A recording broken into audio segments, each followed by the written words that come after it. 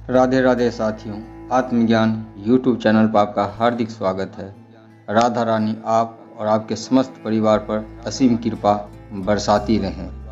राधा नाम की महिमा के बारे में आज हम जानेंगे एक कथा के माध्यम से। तो आइए चलते हैं कथा की ओर। एक बार एक संत जी किसी गांव के निकट आश्रम पर भागवत की साप्ताहिक कथा कर रहे थे। तीसरे दिन के वृत्तांत में वह कथा करते हुए बताने लगे, अनेक प्रकार के लोग जो पाप कर्म करते हैं उन्हें अनेक प्रकार के नरकों में जाना पड़ता है, लेकिन एक उपाय है जिसके द्वारा नरकों में जाने से बचा जा सकता है। कोई एक बार सच्चे हृदय से राधा नाम पुकार ले तो वह नरकों में नहीं जाता है। एक सेठ जी जो रोज आकर सत्संग सुना करते थे, सत्संग समाप्ति के बाद वह संत जी के चरणों में आकर बड़े जोर से रोने लगे। संत जी ने कहा, अरे सेठ जी क्यों रोते हो, तुम्हारा मन उदास क्यों है? सेठ जी रोते हुए कहने लगे, भगवान आपकी कृपा से मुझे सब कुछ प्राप्त है, पर मेरे मन को एक बड़ी चिंता सताती है। संत जी कहने लगे, कहिए कौन सी चिंता है? सेठ जी कहने लगे, आज आपने भागवत कथा में नरकों का वर्णन किया और वर्णन करते हुए बताया कि जीवों को अनेक पापों से नरकों की प्राप्ति होती है, लेकिन एक उपाय है जिसके द्वारा नरकों में जाने से बचा जा सकता है। तो प्रभु मैं तो आपकी शरण में हूँ, रोज़ सत्संग सुनने आता हूँ। मेरे मन में तो यह विश्वास है आप संतों की कृपा से, भागवत की कृपा से मेरा उद्धार तो हो ही जाएगा, लेकिन मेरा एक छोटा भाई है जिसकी उम्र 50 साल है। वह ना सत्संग में जाता है, ना परमात्मा पर विश्वास करता है और ना ही प्रभु का नाम लेता है। उसका उद्धार किस प्रकार होगा? मुझे उसकी बड़ी चिंता सताती है। मैं उससे बहुत बार समझाने का प्रयास भी करता हूँ। संसार के काम तो होते रहेंगे, तुम भगवान के नाम का स्मरण भी किया करो। तब वह कहता है, ऐसा करने से कुछ नहीं होता है, तुम भी मत किया करो। मैं जितना आस्तिक हूँ वह उतना ही नास्तिक है। तब संत जी ने कहा, क्यों चिंता करते हो, एक दिन उसका भी उद्धार हो ही जाएगा। शेर जी रोते हुए कहने लगे, हे प्रभु उसका उद्धार कब होगा? आप जैसे महापुरुष हमारे गांव में आए हैं, मुझे तो आप पर ही यकीन है, आप ही उसका उद्धार करके जाएंगे। अब आप कैसे भी कृपा करके मेरे घर आइए और एक बार तो उसके मुख से श्री राधा नाम का उच्चारण कराइए। तब सेठ जी की विनय सुन संत जी कहने लगे, कल सत्संग समाप्ति के बाद मैं आपके घर आऊँगा और उसे परमात्मा का सुमिरन अवश्य करवाऊँगा। दूसरा दिन हुआ, सेठ जी अपने घर गए, संत जी के आने का इंतजार करने लगे। आश्रम पर कथा की समाप्ति हुई। अब संत जी अपने वचन के अनुसार सेठ जी के घर पहुँचे। जैसे ही घर पहुँचे, सेठ जी ने बड़े श्रद्धा भाव से संतों का स्वागत किया।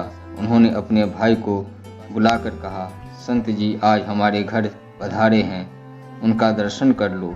वह अंदर से बैठे बैठे कहने लगा, मुझे ना किसी संत से मिलना है और ना ही भगवान से मिलने का इच्छा है। तुम ही उनकी सेवा करो और तुम ही उनका पेट भरो।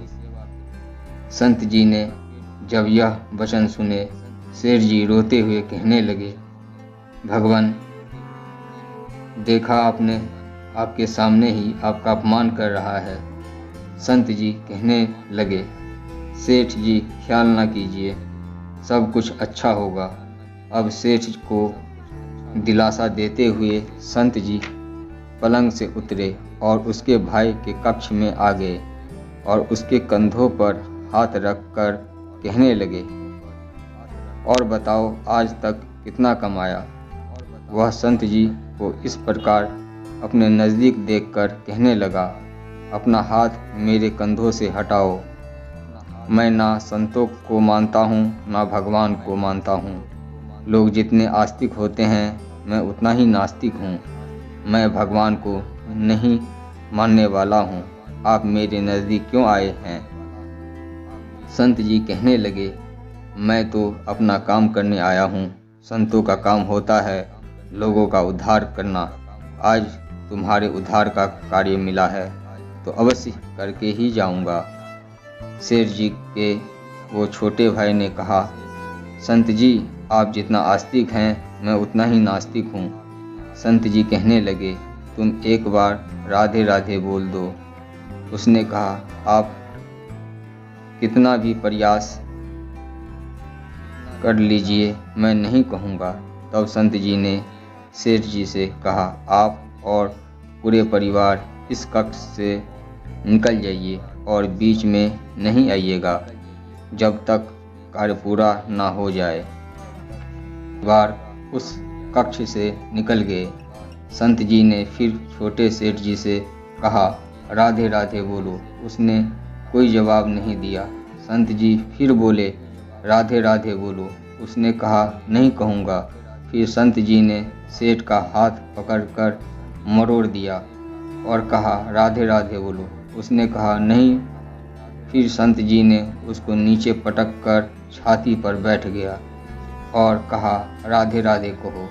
शेर जी ने सोचा, एक बार बोल ही देता हूँ, नहीं तो ये संत मुझे मार ही देगा। उसने राधे राधे बोल दिया। संत जी ने उसे छोड़ दिया और बाहर आकर शेर जी से कहा, आपका और आपके भाई का कार्य हो गया, आपका कल्याण हो गया। कुछ समय पश्चात जब उसकी मृत्यु हुई तो उसे यमराज जी यमपुरी ले गए और चित्रगुप्त से वही खाते देखने को कहा। चित्रगुप्त ने कहा, महाराज ये तो बहुत ही पापी है। इसने अपने जीवन काल में कभी प्रभु का नाम नहीं लिया है, कोई अच्छे कर्म नहीं किए हैं, कोई दान पुण्य नहीं किया है। तब यमराज इसे नरक ले जाने लगे तो चित्रगुप्त ने कहा, रुकिए महाराज, इसने अपने जीवन काल में एक बार राधा नाम लिया है, वह भी संतों के भय से लिया था, हृदय से नहीं लिया था। तब यमराज जी सोच में पड़ गए। चित्रगुप्त से कहने लगे, देखो कहीं लिखा है राधा नाम का क्या फल है। चित्रगुप्त देखने लगे, उन्हें राधा नाम का फल कहीं नहीं लिखा मिला। तब यमराज जी ने उसी इंसान से पूछा, एक बात बताओ, तुम्हें पहले नरकों में भेज दिया जाए या राधा नाम का फल दिया जाए? उस इंसान ने कहा, भगवान मुझे नरक में तो जाना ही पड़ेगा। इससे अच्छा है आप मुझे एक बार राधा नाम उच्चारण का फल दे दीजिए। यमराज जी अपनी सारी पुस्तक खोलकर देखने लगे, उन्हें कहीं राधा नाम का फल दिखाई नहीं दिया। फिर वे विचारने लगे। तब वो भक्त लेकर स्वर्ग लेकर आ गए और इंद्रदेव से पूछने लगे, इंद्रदेव मुझे बताइए राधा नाम का क्या फल है? बहुत प्रयास करने के बाद इंद्रदेव को भी पता नहीं चला इसका क्या फल मिल सकता है। तब सब देव मिलकर ब्रह्मदेव के पास गए। इंद्रदेव ने पूछा, ब्रह्मदेव राधा नाम उच्चारण का क्या फल है? उन्हें भी राधा नाम उच्चारण का फल नहीं पता चला। तब सब देव विचार करके ब्रह्मा जी के साथ भगवान शंकर जी के पास चले गए। जब ब्रह्मा जी ने भगवान शंकर जी से पूछा, एक बार राधा नाम उच्चारण का क्या फल मिल सकता है? तब काफ़ी प्रयास करने पर भी उन्हें भी नाम उच्चारण का फल पता नहीं चला। तब शंकर जी कहने लगे, हमें भगवान श्री कृष्ण के पास चलना चाहिए। सब देव और वो पापी इंसान को लेकर भगवान कृष्ण के पास पहुंच गए। श्री कृष्ण राधा जी अपने आसन पर थे। श्री कृष्ण जी ने सभी देवताओं का स्वागत किया और कहा, सभी देवता आज मिलकर एक साथ आए हैं, आने का कारण क्या है? तब भगवान शंकर ने हाथ जोड़कर कहा, हे प्रभु, इस इंसान को धरती से लाया गया है। इसने अपने जीवन काल में बहुत पाप किए हैं, परंतु इसने एक बार राधा नाम उच्चारण किया था, जिसका फल यमदेव जी को नहीं पता था। तो वे इस इंसान को लेकर इंद्रदेव के पास गए। इंद्रदेव को भी पता नहीं चला राधा नाम का फल, तो वह ब्रह्मदेव के पास आ गए। उन्हें भी राधा नाम का उच्चारण का फल नहीं पता चला। तो सब देव मिलकर मेरे पास आ गए। अब मैं इन सब को लेकर आपके पास आया हूँ। अब आप बताइए, एक बार राधा नाम उच्चारण का क्या फल हो सकता है? जब इस प्रकार बातें चल रही थी, तब श्री कृष्ण के पास बैठी राधा रानी बड़े जोर से हंसने लगी। तब श्री कृष्ण ने कहा, हे राधिका, क्यों हंसती हो? तब राधिका कहने लगी, हे भगवान, यह अभी तक राधा नाम का महत्व समझ नहीं सके हैं। राधा नाम के एक बार उच्चारण से ये इंसान तीनों लोकों की यात्रा कर चुका है और अब मेरे गौ लोक में मेरे और कृष्ण जी की चरण वंदना कर रहा है। इससे बड़ा फल क्या हो सकता है? इससे अब नरक भी नहीं जाना पड़ेगा। तो सुना आपने राधा नाम का कितना बड़ा महिमा है, कितनी बड़ी फल है। आशा करता हूँ कि राधा नाम की महिमा सुनकर आप धन्य हो गए होंगे। राधा रानी आप आपके समस्त परिवार पर कृपा बरसाती रहे। राधा रानी सरकार की जय। जय जय श्री राधे, राधे श्याम।